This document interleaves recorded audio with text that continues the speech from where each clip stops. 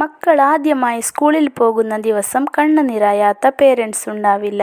നമ്മളുടെ കുഞ്ഞുങ്ങളുടെ ലൈഫിൽ തന്നെ one of the precious moment അല്ലേ. അപ്പോൾ പിന്നെ സന്തോഷം കൊണ്ട് ഒന്ന് കരഞ്ഞു പോവും.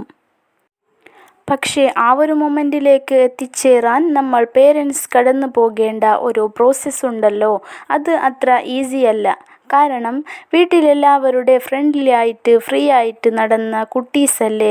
അവർക്ക് ഇഷ്ടമുള്ളപ്പോൾ എഴുന്നേറ്റു, ഇഷ്ടമുള്ളപ്പോൾ കാർട്ടൂൺ കണ്ടു, ഇഷ്ടമുള്ളപ്പോൾ ഫുഡ് കഴിച്ചു, ഇഷ്ടമുള്ളപ്പോൾ കളിച്ചു, പിന്നെ ഇഷ്ടമുള്ളപ്പോൾ ഫ്രീ ആയിട്ട് കിടന്നുറങ്ങി. അപ്പോൾ അങ്ങനെയുള്ള കുഞ്ഞുങ്ങൾക്ക് ഒരു റുട്ടീൻ ഫോളോ ചെയ്യാൻ പഠിപ്പിച്ചെടുക്കണം. അതെങ്ങനെ ഈസിയാകും? തീർന്നില്ലല്ലോ. പിന്നെ സ്കൂളിൽ ഇൻ്റർവ്യൂവിന് വേണ്ടി എന്തെല്ലാം പഠിപ്പിക്കണം? നിങ്ങൾ എങ്ങനെയാണ് പ്രിപ്പയർ ആവേണ്ടത്? മക്കളെ സ്കൂളിലേക്ക് അയക്കുന്നതിന് മുമ്പ് നമ്മൾ പേരൻസ് ചെയ്യേണ്ട കുറച്ച് കാര്യങ്ങളുണ്ട്. അതിൽ ഒന്നാമത്തെ കാര്യം, നന്നായി മക്കളോട് നമ്മൾ കമ്മ്യൂണിക്കേഷൻ ചെയ്യണം. അത് അത്ര നിസ്സാരമായിട്ട് കരുതണ്ട. നമ്മളെല്ലാവരും മക്കളോട് സംസാരിക്കാറില്ലേ എന്ന് കരുതണ്ട. അങ്ങനെയല്ല. സ്കൂളിലേക്കൊക്കെ വിടും മുമ്പ് 6-7 മാസം മുമ്പ് നമ്മൾ എങ്ങനെ സംസാരിച്ചു കൊണ്ടിരുന്നോ അതിനേക്കാളും ഒരുപാട് നമ്മൾ കുഞ്ഞുങ്ങളോട് കമ്മ്യൂണിക്കേറ്റ് ചെയ്യണം. കാരണം സ്കൂളിലേക്ക് ഒരു പ്രാവശ്യം പോയി തുടങ്ങിയാൽ നമ്മളില്ലാത്തൊരു അറ്റ്മോസ്ഫിയർ അല്ലേ. വീട്ടുകാർ ആരും ഉണ്ടാവില്ല അവരുടെ അടുത്ത്. അപ്പോൾ അവർക്ക് പരിചയമില്ലാത്ത ടീച്ചേഴ്സ് അല്ലെങ്കിൽ ഫ്രണ്ട്സ് അല്ലെങ്കിൽ മറ്റു സ്റ്റാഫുകളോടൊക്കെ അവരുടെ ഫീലിംഗ് അവർക്ക് എക്സ്പ്രസ് ചെയ്യാൻ കഴിയണമെങ്കിൽ നമ്മൾ അവരോട് നന്നായി സംസാരിക്കണം. പിന്നെ ഞാൻ നേരത്തെ പറഞ്ഞല്ലോ, ഒരു ഇൻ്റർവ്യൂവിനൊക്കെ അവരെ പ്രിപ്പയർ ആക്കുന്നത്. അപ്പോൾ ഇൻ്റർവ്യൂവിന് അവരെ ടീച്ചേഴ്സ് മറ്റുള്ള സ്റ്റാഫുകളോടൊക്കെ അവരോട് ചോദിക്കുന്ന ക്വസ്റ്റ്യൻസിന് അവർ ആൻസർ കൊടുക്കണമെങ്കിൽ ഈ കമ്മ്യൂണിക്കേഷൻ വളരെ ഇമ്പോർട്ടൻ്റ് ആണ്. അപ്പോൾ ഈ കമ്മ്യൂണിക്കേഷനിൽ ഉദ്ദേശിക്കുന്നത് അവരെ ലാംഗ്വേജിൽ എക്സ്പേർട്ട് ആവണമെന്നല്ല ട്ടോ. ഇംഗ്ലീഷ്, ഹിന്ദി, മലയാളം ഇതിൽ എക്സ്പേർട്ടായി പ്രിൻസിപ്പാലിനെ വരെ ഞെട്ടിക്കണം. അതൊന്നല്ല ട്ടോ. ഞാൻ പറഞ്ഞത് ഇത്രേ ഉള്ളൂ. മറ്റുള്ളവർ കുട്ടിയോട് ഒരു കാര്യം ചോദിക്കുമ്പോൾ അത് കേട്ടിട്ട് അവരുടേതായ രീതിയിൽ ആൻസർ പറയാൻ ആ കുട്ടിക്ക് സാധിക്കണം. അത്രേ ഉള്ളൂ. അപ്പോൾ അതിന് വേണ്ടിയിട്ട് നമ്മൾ ചെയ്യേണ്ടത്, നമ്മൾ മാക്സിമം അവരോട് സംസാരിക്കുക. അല്ലാതെ TV കണ്ടു കഴിഞ്ഞാൽ കാർട്ടൂണിൽ തന്നെ അവർക്ക് ലാംഗ്വേജ് കിട്ടും, അല്ലെങ്കിൽ നമ്പേഴ്സ്, ആൽഫബറ്റ്സ്, ഷെയ്ഡ്സ്, കളേഴ്സ് ഈ കോൺസെപ്റ്റൊക്കെ കിട്ടുമെന്ന് കരുതി ഫുൾ ടൈം TVയെ മാത്രം ഡിപ്പെൻഡ് ചെയ്ത് നമ്മൾ കുട്ടിയെ വിട്ടുകൊടുക്കരുത്. അപ്പോൾ അതൊക്കെ കണ്ടു കഴിഞ്ഞാൽ അവരെന്നെ പഠിച്ചോളുവല്ലോ.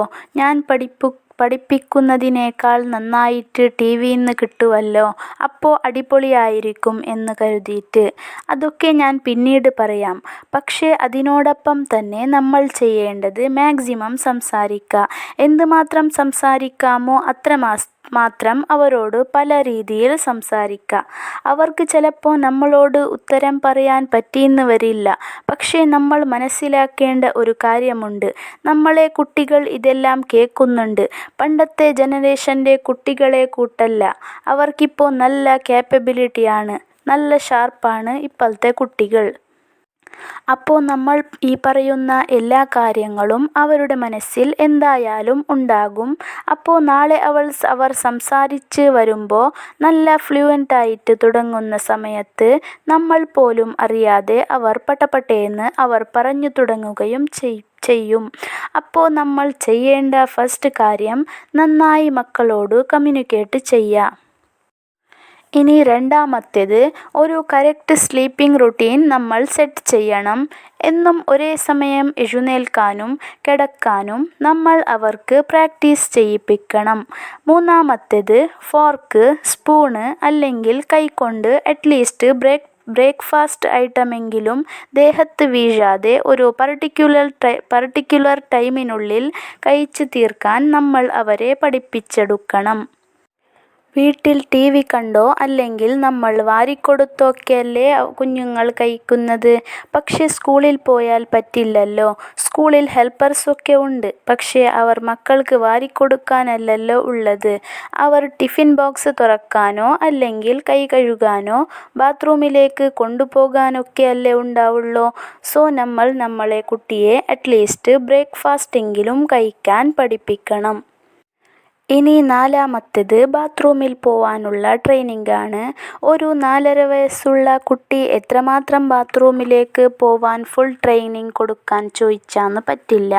ശരിയാണ്, അവർ കുഞ്ഞുങ്ങളല്ലേ. പക്ഷേ എന്നാൽ പോലും ബാത്റൂമിലേക്ക് പോകാൻ പോകുമ്പോൾ പറയാൻ, അതുപോലെ കൈയൊക്കെ ചെറുതായി ഒന്ന് വാഷ് ചെയ്യാൻ, പിന്നെ ബാത്റൂമിലേക്ക് പോയ ശേഷം ഡ്രസ്സൊക്കെ ഒന്ന് ശരിയാക്കാൻ അവരെ പഠിപ്പിച്ച് കഴിഞ്ഞാൽ കുട്ടി കുറച്ചും കൂടെ കംഫർട്ടബിൾ ആവും സ്കൂളിൽ. അഫ്കോഴ്സ് സ്കൂളിൽ ഹെൽപ്പേഴ്സൊക്കെ ഉണ്ടാകും. പക്ഷേ ചില കുട്ടികൾക്ക് സ്ട്രേഞ്ചേഴ്സ് അവരെ ദേഹത്ത് തൊടുന്നത് അത്ര കംഫർട്ടബിൾ ആയിരിക്കില്ല.